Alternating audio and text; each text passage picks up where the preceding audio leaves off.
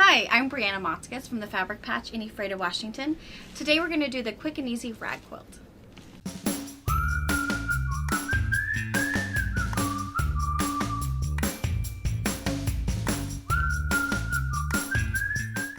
So the rag quilt is super simple. Anybody of any age can do this. We in the quilt shop, we used to do a boot camp for kids around fair time so that we could help some of those kids who wanted to quilt but maybe didn't have a 4-H group that really did a lot of quilting, or maybe someone in their life that didn't quilt. We got together a couple of kids and we did rag quilts in our little quilt boot camp.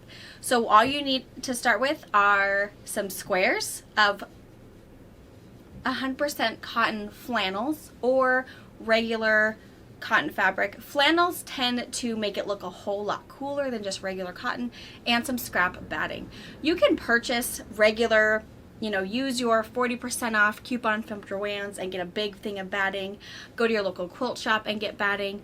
Or when you get your quilts quilted and you have that leftover batting, and we just save those because someday it's going to come to a time where we can actually use that. Today is that day. So we're going to start with our fabric of choice. Again, for me, I like flannels and wovens. What happens is all of this really cool frayed action that happens right here, it's all due to the fact that you're using flannels or woven fabrics. The flannels and the wovens, once they're cut, they burst. Those fibers kind of come unwoven to create that really cool, raggedy, frayed look. So flannels and wovens do it best. You can use cotton or throw some cotton in there mixed in with your flannels, but you'll notice they don't quite rough up as good. The more you wash and the more you dry, the cooler and more raggedy it looks over time. So what you're going to start with are pre-cut squares. Sometimes what is simplest is to use your layer cake of flannel squares, maybe get into your stash, cut it up into 10-inch squares. You can kind of decide for yourself what size square works best for you. Depending on what you're doing, you might want to change that up a bit. Maybe you have a bunch of fabric that you need to get done quickly, or you want to make 3 of the same quilt, but you need to get them done quickly to send them out for Christmas gifts or birthday gifts. So you can decide that square for yourself. For me, I tend to go through 10-inch squares. For one, if I am using stash fabric, I have less waste on a 10-inch square. And secondly, you can buy pre-cut flannel squares pretty regularly. So you'll cut your squares into 10-inch squares or buy them pre-cut. It's entirely up to you. I like flannel and wovens. That's kind of my go-to. If I'm looking for a certain aesthetic of fabric, I might throw in some cotton pieces to put in a nice big print or other things. But keep in mind that really cool fray fiber burst happens best with woven fabrics and flannels. And then you're going to cut all those little leftover pieces of batting that you're holding on to for that rainy day. You're going to cut those up. So what I do is I do a 10-inch square of flannel to a 9-inch square of batting. The reason why you want your batting 1 inch smaller than your fabric square is so that when you cut these apart, we're not cutting through any flannel. So if you look through these, all you see is fabric. There's no batting that you can see in there. I've also seen this quilt done many times and people just omit the batting altogether for a couple reasons. Maybe they want it extra light because it's going to be a car quilt, or maybe they don't have a lot of wet leftover waste batting and they don't want the added expense of more batting. So you can kind of choose for yourself. For me, I really like the batting. It just adds that little extra bit of, comfort in there, and it's something that I feel is important. Another thing to keep in mind with your batting, it doesn't all have to be the same, because we're going to make your quilt block by block. So if you have scrap pieces of wool batting, cotton batting, polyester batting, put it all in there. Cut it all up, sew it into your rag quilt. You can really put all your leftovers into a rag quilt and it'll look super, super cool. So your simple steps are you're going to take one of your 10-inch squares, wrong sides down, one of your 9-inch batting squares right in the middle, another 10-inch square right side up. We've made this really simple little quilt sandwich, and then we're going to take our sewing machine and we're just going to sew an X. So from corner to corner, flip corner to corner, and we've done this really cool X. You can make this thread a contrasting color, a variegated color, a different colors. Maybe you're using up some of your older spools of thread, so you only have, you know, 6 blocks that have purple and the other have blue. It doesn't matter. Just use up those bobbins, use up those spools of thread, and create your X. And you're going to do that to your entire stack. And then once you have all of your little individual quilt sandwiches, now we get to piece them together. So keep in mind, with a rag quilt, it looks worse before it gets better. The biggest thing about a rag quilt, wash it, love it, wash it some more, wash it some more, dry it some more. I have the one on the table here, came from my house. It's one that we take to the park with us. It's one that we get to go outside and have a little picnic on. So the rag quilt's easy to launder, easy to love for, and looks better and better over time. So once you have your quilt blocks all kind of pieced with your little X on them, now you get to sew them together. You're going to pick 2 sides, right sides together. And then you're going to do a 1/2 inch seam, or use the edge of your presser foot, which is about a 3/8. For me, 3/8 is a little small. You can see the one on the table here. This is about a 3/8 seam, and it's kind of scrimpy. It's not as cool as the quilt behind me. The bigger the seam, the more you get to cut up, and the more really cool raggedy bit you get to see. So I tend to like this far better than a narrower seam allowance. So you're just going to go from one side to the other and keep sewing and sewing. And we're sewing backwards. So the front of the quilt looks like this, and the back of the quilt looks like this. So what you can do, there's a couple options you can do. If you feel like the scrappy is not really your thing, maybe it drives you crazy to make it scrappy, the back of your quilt can all be one color. You can get an extra yardage of one piece to make this all purple or all blue, and the top is all scrappy. That just means every quilt block will have one constant piece on the bottom, your piece of batting, and whatever your hand draws out of the bag on top. Okay, so I've done a little quilt for you. So again, I did right sides together, sewed my quilt wrong. Essentially, here's my seam allowance. I did a little 4-patch for you because I want to show you the next step. The next step is the clipping. Now this is something that happens over a Harry Potter marathon, Lord of the Rings, I don't know what are the ones that are 6 or more videos. It's kind of those marathons. Maybe a Hallmark video marathon. This is one of those tests. Also, maybe if you're traveling for vacations, anything like that, take this with you as that, because it is kind of daunting. I have to say, I did it a lot as a kid, but I didn't mind it. I am someone who, if I'm sitting there watching a movie with Robert or with the kids, I have to be doing something, and preferably not on my computer, because then they want to help me type my keys. So the next part is to clip. So there are some scissors you want to think about. So you do have scissors, so the Karen K. Buckley scissors or the Havel serrated. They are scissors that are really nice because they are sharp to the very tip of your scissors, which are really nice. However, with both of these, you have to be squeezing and opening, squeezing and opening.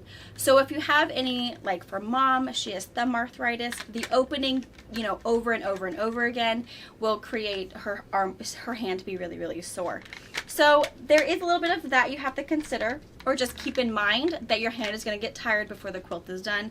Take your break, do your thumb exercises, whatever you need to do. And then there's Fisker. So Fisker has the small, easy action, and this one Fisker came out, which really is called the Rag Quilt Snips. So what's nice about these is they are spring-loaded. So it's just a whole lot of squeeze and release, squeeze and release, squeeze and release. You're gonna have some really nice forearm muscles when it's all over with. So either one are a good option. The little thread snips, again, are sharp to the very tip of your scissors. They're just not as beefy. whereas your actual rag quilt snips, you've got a smaller blade here, but they are beefy and will go through as many layers as you need. So if you're maybe experimenting with your rag quilt, maybe using some leftover denim, making a memory quilt with grandpa's jeans and coveralls and t-shirts, you can totally do that. But denim is a little bit chunkier to cut through, so the rag snips might be something a little more suitable for that. For me personally, these rag snips are awesome. I do have these in my scissor drawer. Still a really good option. Just for me, I tend to really like Fisker's rag snip design. So what we're going to do is we're going to snip. So for me, I wait until my quilt is completely pieced together, and then I do my snipping. So when you snip, start from whatever's easiest. It doesn't matter. You're going to be covered in thread. You and whatever you are sitting on is going to be covered. So just keep that in mind. If you're on your way to Costco and you're snipping, you're going to go into Costco covered in thread. All you're going to do is you're going to snip about every ½ inch or so. Not a huge science. Just make sure you are snipping from the edge of your fabric and do not go through your stitches. If you go through your stitches, that stitch is no longer secure and you're going to have a hole in your quilt over time. So we're just snipping, snipping, snipping your merry heart out.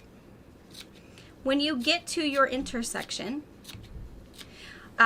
it's not, again, huge rocket science. I snip, so here's my intersecting seam right here. I snip just about to it. So I have a nice little raggedy bit right here. And then you can decide what you want. Because again, I have an X that comes here and my 2 seams here. You can snip that, leave that, doesn't matter. But keep in mind that you don't want to be snipping through your stitches. So when you get to that intersection, just be mindful where everything is. I do go ahead where I've nestled those seams. So here's that little intersection piece. I'll get him out of the way so I can snip right there. And then the more you snip around that intersecting piece, the more fringy and raggedy it will be, so people won't even see that intersection. Because it looks, look how snippy it looks with just those few little snips there. And even after you wash your rag quilt and you find, oh, this piece is a little scrimpy, there's too many big pieces, just go back and clip it. It doesn't matter. And so you're going to clip all of these intersections. And again, it looks worse before it looks better. You're going to have all of this little bit of thread business happening. But again, snip it all, throw it in the washing machine right away. Put a little bit of detergent, put it on a gentle cycle, cold water, get that nice and clean, throw it in the dryer, let it do its thing. I put it on low heat and I do it in 30-minute increments.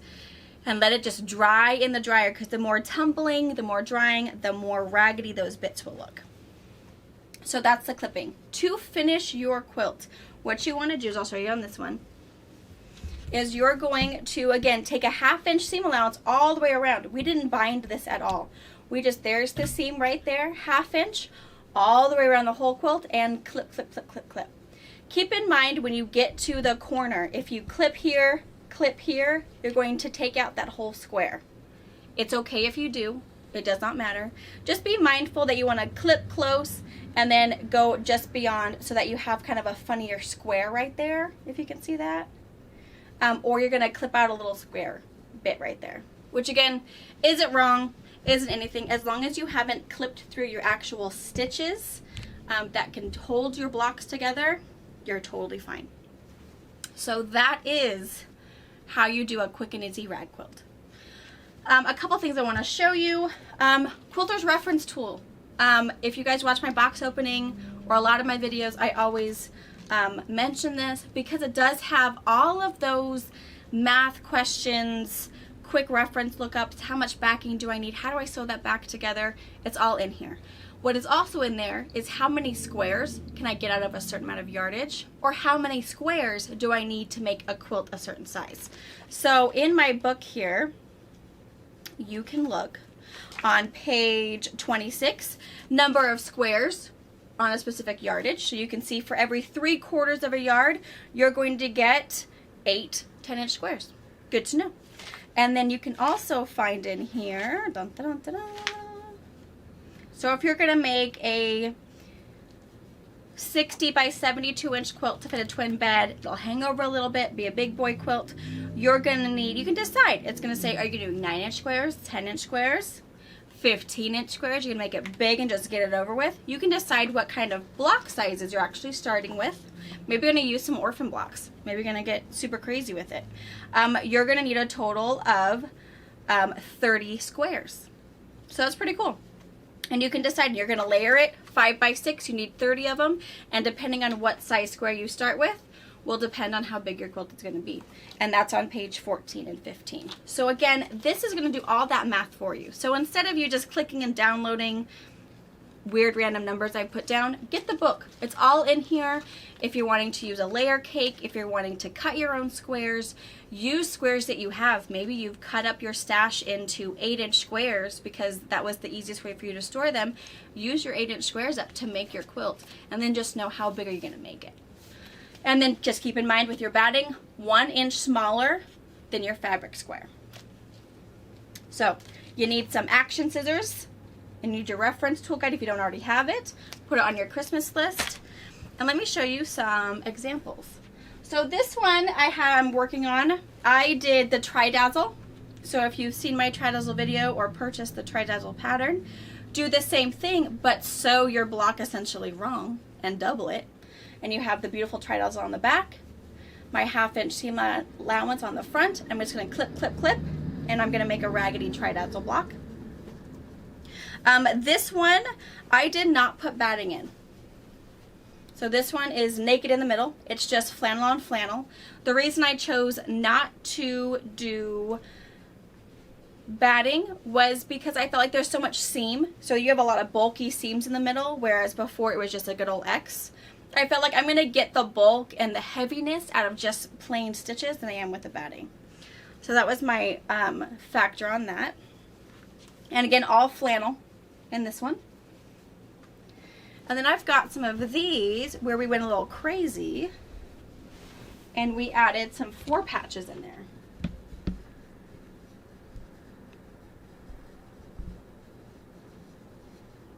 Okay. We did the 4 patches the same way. We cut out our 5 inch squares, our 4 inch piece of batting, made our X, created our raggedy 4 patch, and then made it to our raggedy square where we applicate on our homemade chenille sheep on there. And then we did the same thing. There's a teddy bear.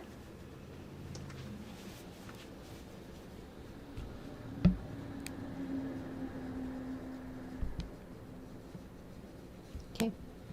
Same thing, raggedy 4 patches are that, and then our chenilled bears. And again, the back is just as cool. Again, you can make all of this the same color back or make it scrappy. It's cute making it all scrappy. It uses up your stash real nice and you don't have any leftovers. And then again, there is no binding. You're just gonna make your 1/2 inch seam allowance, do some clipping all the way around and make it super raggedy. And this chenille, Cindy did a video on chenille, so you'll know if you want to make your own, or there is patterns available of the bear and the sheep. If you want to maybe have the raggedy technique in a pattern, you can purchase a pattern that talks about the quick and easy raggedy and also the chenille. So I hope you do this. I hope you maybe have a little person with you to make one with you. It's something really fun. If you have someone little in your life that you want to get quilting, this is a very fast, simple, no stress. They can make it as big or as small and in any color they want.